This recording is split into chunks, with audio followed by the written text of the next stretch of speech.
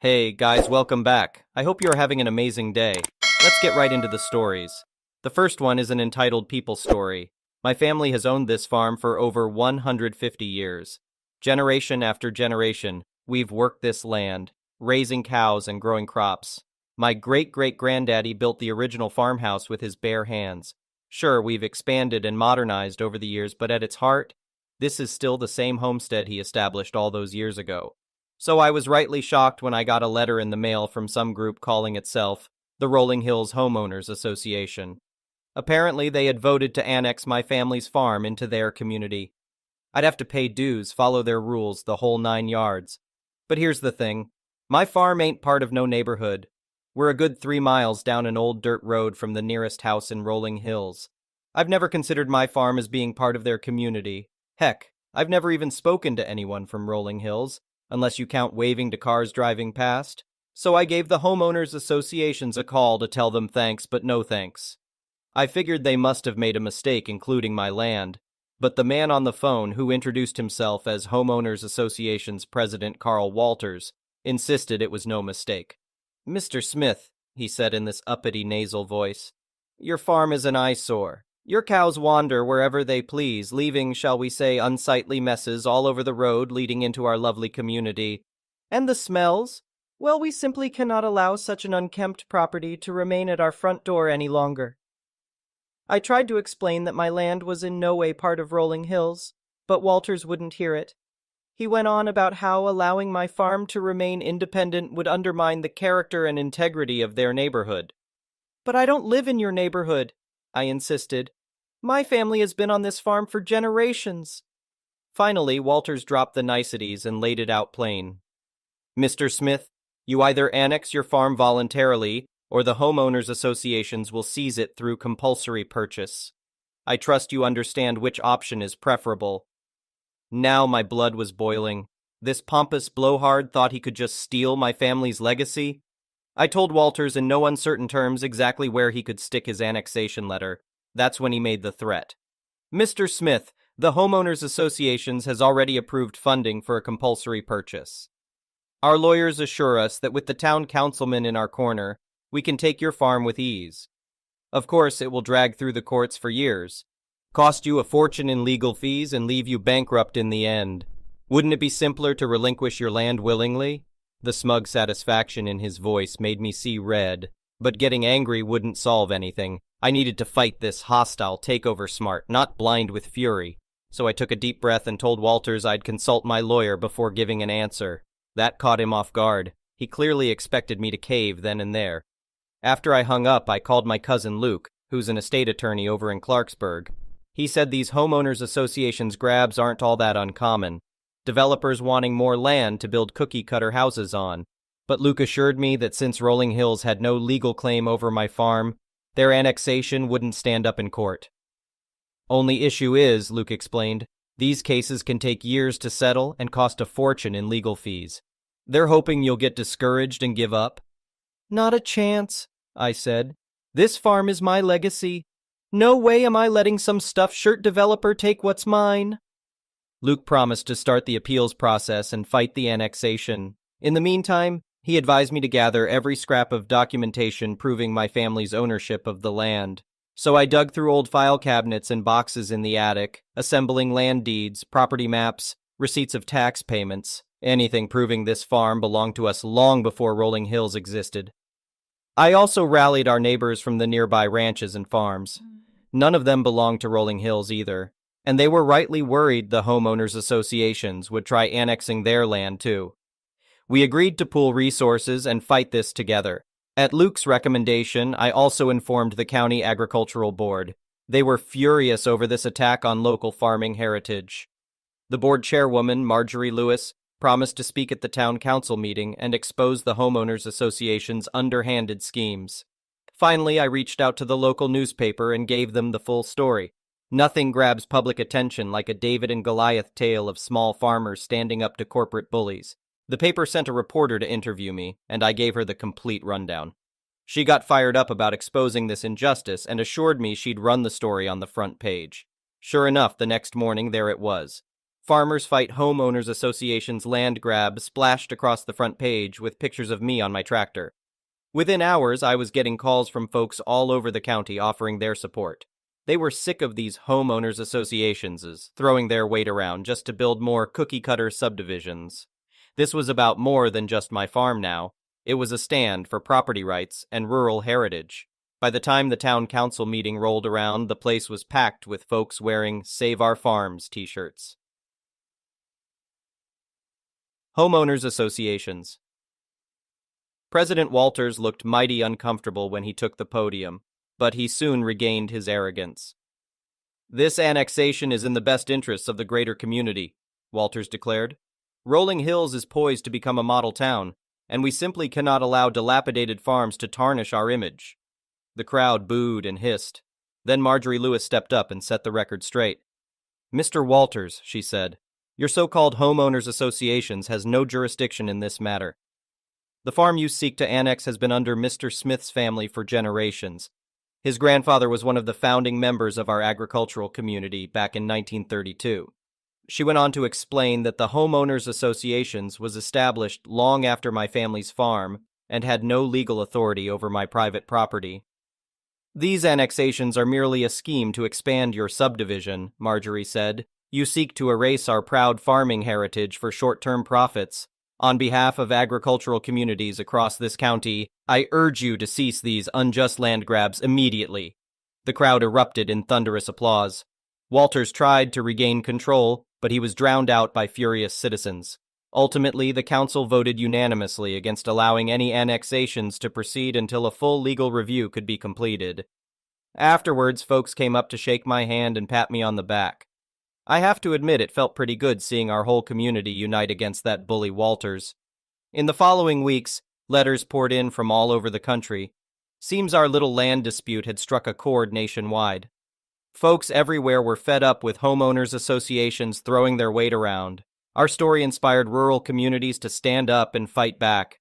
As for my farm, the county ultimately ruled that Rolling Hills had no valid claim to annex my land. The homeowners associations was prohibited from purchasing my property or taking any actions against me. Walters was forced to resign as homeowners association's president in disgrace. Luke says we've got grounds for a civil suit against the homeowners associations for harassment and intimidation. But after the public humiliation Walters suffered, I figure that's punishment enough. The fight took time away from my crops and cattle, but it was worth defending my family's legacy. This farm's been in our hands 150 years, and I reckon it'll stay that way for 150 more. I'm proud we were able to bring folks together and deliver a clear message. You can't bully honest farmers and steal our heritage. If we stick together and keep speaking truth, these homeowners associations bullies won't stand a chance. They picked the wrong fight when they targeted my family's farm, but they awakened a righteous spirit of solidarity that will endure long after this battle fades. So bring on the next fight. I know we'll be ready. The next one is a pro-revenge story. I went to middle school in the early 2010s, right before smartphones really took off. I got my first phone right before starting 6th grade. It was a slide phone with a pay-as-you-go plan that cost $0.10 per minute for calls and per text message sent or received. Worse yet, sending or receiving photos cost $0.25 each. It was very expensive, and my parents only gave me $100 a year for this. If I exceeded the amount, I had to cover the rest with my limited birthday and Christmas money. Fortunately, most of my friends were good about helping me preserve the balance. They would call, and I'd let the call drop, but immediately call back on a landline so it wouldn't count as a call. They'd email me or message me on Skype for most things. Everything was good until Derek joined the group in 7th grade. At first we thought he was funny, but we quickly got fed up with him as he was very unpleasant and exhibited many antisocial behaviors. He started drama within the friend group and also caused issues between us and other kids outside of the group. He was manipulative and always played the victim when others rightfully called him out on his behavior, and he knew how to charm parents, so getting rid of him was easier said than done. He was the one friend who didn't respect my phone situation. He very frequently texted me dumb memes, even though I told him multiple times to just email or Skype them to me instead, since picture text messages cost $0.25 each. Unfortunately, blocking phone numbers was a feature that was unavailable for this pay-as-you-go plan, so there was nothing I could do as he spammed my phone. One day he got mad at me for some reason and spammed my phone with memes. He must have sent me over 100 lolcats over text. He kept sending them until I lost service since my phone balance was depleted. I had lost the $40 remaining in my account as a result. I was extremely upset and demanded that he pay me the $40 he had cost me, but he refused and said it wasn't his problem. I got home from school really upset and told my dad about the situation, expecting him to go and tear Derek's mother a new one and demand the money. But my dad said that it wasn't worth the battle. I even asked him about small claims court, but he said that not all battles are worth fighting, and that the effort wasn't worth $40. He took me to the carrier store and loaded $50 onto the phone. The carrier changed my phone number and they managed to block Derek's number. They had initially said that blocking phone numbers wasn't possible with this plan, but my dad insisted and would not leave the store until they did it. I was extremely paranoid about my phone number being leaked and other kids spamming it to mess with me. Fortunately, my parents got iPhones that summer and got me one too, and the new family plan had an unlimited text plan. Nonetheless, I was angry about the $40 he essentially stole from me out of malice. Fortunately, not too long after, there was a big blowout between Derek and the rest of the friend group at the end of the school year, and we permanently kicked him out of the group. He was an outcast the following year in 8th grade. Nobody was tolerating his behavior anymore, and he changed schools the year after, and we never heard from him again. Fast forward to a few years ago, I was back home for a few months between graduating college and starting a new job on the other side of the country. I went out to some garage sales one Saturday morning and ended up at Derek's house. I recognized his mother, but I don't think she recognized me. I guess glasses and a beard are all you need. I noticed some Pokemon napkins out for sale, and when I picked them up to look at them, Derek's mom said that her son had been obsessed with Pokemon for his whole life, and that she was tired of Pokemon stuff occupying her home for so many years. I said that these napkins were for my younger cousin who is really into Pokemon, and asked if she had any more Pokemon stuff. She said she didn't know people were still into that and that there were a few boxes in the attic with her son's old stuff. She actually took me inside the house, which I never imagined I'd set foot inside ever again, and let me climb up the attic ladder and take down several large boxes to look through. The first one had Christmas ornaments in it and other junk, but I was excited when she opened a box jam-packed with Pokemon video games in the original boxes, though I kept my cool on the outside. The whole reason I had agreed to go inside in the first place was that I was holding out hope for this exact scenario happening. See, I knew Derek was obsessed with Pokemon. Our friend group liked Pokemon back in the day, even when other kids thought it wasn't cool, but Derek was on a whole different level. He bragged about his Pokemon collection all the time. At the time, he had every single main series game in the original box, and in mint condition as he always had to add in. I went to his house once, and he was showing me his collection. He yelled at me for touching one of the games. Nobody was allowed to touch them except him. He had many older Nintendo games in excellent condition, but Pokemon was his favorite. He had had a couple of incidents with his mom damaging or throwing away his things. It wasn't out of malice, but just ignorance, as she didn't think the games or collectibles had any value. Fast forward to the present day, I was thinking about this when I asked his mother if she had any other Pokemon stuff. She ended up bringing out the mother load. We opened all of the boxes she had me bring down. Within the boxes were the beloved collection of Pokemon games, all very well preserved, as well as several Nintendo consoles, hundreds of games, 24 binders full of Pokemon cards, and there was also a box of many Lego sets with the original boxes and everything, with many old Star Wars sets. When I saw Jango Fett, I knew I struck gold.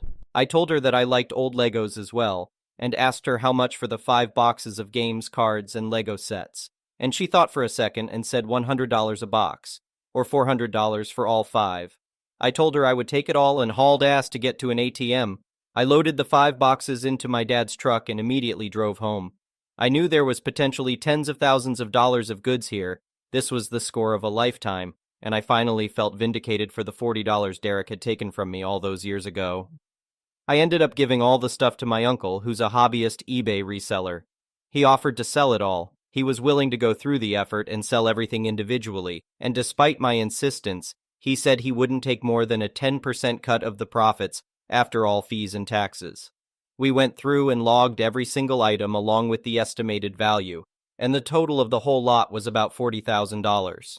40,000 was a poetic number since this was 1,000 times the value of what Derek stole from me all those years ago. My uncle sold most of the lot before the end of the summer and ended up writing me a check. Though it was considerably less than $40,000, it was still a life-changing amount of money for me. I was able to pay off my remaining student loans and put the rest towards a down payment on a new car. The next one is a petty revenge story. We rented a flat above a shop. The carpets were old, stained, and had several cigarette burns, but we had noted the damage when we moved in. The electrics were awful. If the fridge or water heater fired up while using the oven or kettle, it would trip the fuse board. We informed him via multiple emails about this, and he simply told us not to have too many items on at the same time. We found that the overflow on the bath wasn't connected. One day, when I overfilled it and got in, the water went into the overflow hole, but simply came out from under the bath. It also went through the ceiling into the shop below, dripping down her light fittings. Obviously, she came up to find out what was happening, so we took the side panel off the bath and saw the problem. We soaked it up and told the landlord about the issue. He said it wasn't a problem and that we should be more careful about filling up the bath too much. Eventually, we moved out and he refused to give us our deposit back, citing damage to the carpets and that he had to replace them. He actually sent us the invoice. We contacted the company, who confirmed that they had not only recarpeted our flat, but also the other 3 in the block and the hallway. We started a claim against him in court, but in the meantime, fate took over. 5 months later, we saw in the local paper that our old flat had had a fire. We saw that the fire investigation officer was looking into an electrical fault. We contacted the FIO and told him about our experience with the electrics. We forwarded all the emails. Shortly after, we received a call from an insurance company. They had received the claim and also received the FIO report, but wanted to be sure. They also wanted copies of all the emails and our experience. About a week later, we received an email that thanked us for our help and stated that as a result, they had refused the claim. A total of £200,000 of damage was denied. To top it all off, when we went to court, the court returned our deposit in full. The next one is a malicious compliance story. At my most recent former employer, a home improvement store in the vein of Lowe's or Home Depot, I worked in receiving, mostly unloading trucks with a forklift. About 2 years into my time there, we got a new assistant store manager. Let's call him Gary. This guy came in and thought that not only did his crap not stink, but that we should all eat as much of it as possible. Micromanaging, changing SOP, etc. Everything he said was right. So one day, a truck is in the process of backing down the ramp to our receiving docks, but there's a problem with the brakes, and the wheels are just dragging. Since my job at that moment is wait until the truck comes in and unload it once it does, there's literally nothing I can really do apart from give the dude good vibes from my seat. To be clear, the problem was not any failing on the driver's part, just bad luck with the hoses. At this time of day, we have 2 people on the clock in receiving, me on one forklift waiting for the truck, and my department manager on another, helping out in the outside yard because 2 propane forklifts were disabled, and they had 2 lumber trucks show up at the same time. We only had 2 electric forks, and they were the only ones that could be inside the building. Redacted to protect those with no sense of humor. So basically, I'm literally all alone on the only available forklift that can unload the truck, which is fine because that's my ducking jam. At the same time, we only had 1 dock of 3 available for live loads because one already had an unhooked trailer and the other was broken. So while we're understaffed and short of equipment, and while the driver is trying to unduck his truck, Gary walks into receiving with 2 other department managers and sees me sitting on the forklift, basically just twiddling my thumbs as I watch the driver. I can understand how it might look like I'm ducking off, since I kind of am, but not really. "Why are you just sitting there?" Gary asks me. "Waiting for the truck to back up," I say. He says, "While you're waiting, you can do other things." I look out the dock door and see the driver come out from between the truck and trailer and get back in the cab, so I say, "But he's almost got it. He'll be docked in like a minute." And in that minute, you can do other things. I've had more than my share of crappy leaders in my life, and I can tell by Gary's tone and body language that nothing is going to shake him from this attitude, so I just say, "You got it, what should I do while I wait?" Gary says, "Go outside and help unload one of the lumber trucks." I say, "For how long?" Sounding annoyed, he waves his hands in a shooing motion and says, "For as long as it takes. Now go." Then he walks away. The two department managers look at each other, look at me, smile, and follow after him. They know what's about to happen. "Hey, buddy, you got it. I'm absolutely going to do this for you." So I spin the forklift around and zip out through the big overhead door into the outside yard to help with the lumber trucks. As I do this, I hear the trailer back into the dock. But that doesn't matter because Gary gave me a mission. I make it to where the lumber trucks are parked in the yard, and my department manager drives over next to me. He says, "Why are you out here? Isn't the truck docking?" I nod. Gary told me I needed to be out here helping while I wait. He was very insistent. I slowly emphasize the last two words. My manager just smiles, turns around, and continues to unload. I start helping. A stack of studs here, a bundle of trusses there, and I'm doing my part to empty these flatbeds of wood. While this is happening, I hear the gate attendant for the outside yard radio that we have another truck waiting to come in. I radio back that it's going to have to wait until the other truck is gone. Then another truck shows up, and another. In the 20 minutes I've been outside, 4 trucks besides the one that is now in the dock have arrived to be unloaded in our single dock, and every time I tell the gate that they have to wait. At this point, the general store manager, Mike, finally hears what's happening over the radio and cuts in. "Hey, what's going on? Are we not unloading the truck and receiving?" I radio back and say, "I'll be there in just a second." I put the load I've got on my tines where it needs to go and haul ass back to receiving. As I drive into the bay, Mike and Gary are both standing there, with the driver next to them. I zip up to them and hold my hand out for the driver's paperwork. He hands it to me as Gary says, "What the hell is taking you so long? Why haven't you started unloading yet?" "You told me to help on the lumber trucks while I wait," I say. Gary sputters and says, "I meant until this truck was in the dock." I look at Mike and then back to Gary. "I asked you for how long and you said for as long as it takes." "I didn't say that." I look at him and he looks at me like he's daring me. And I like taking dares. I name the 2 department managers who were with him when he told me and say, "We all heard you say it. You were very clear." His face turns the color of an apple, and not like a Fuji or Gala, but a red ducking delicious. He opens his mouth, but Mike puts a hand on his arm and stops him. Mike looks at me and says, "Get it sorted fast, okay?" I nod and get started as Mike walks away with Gary fuming beside him.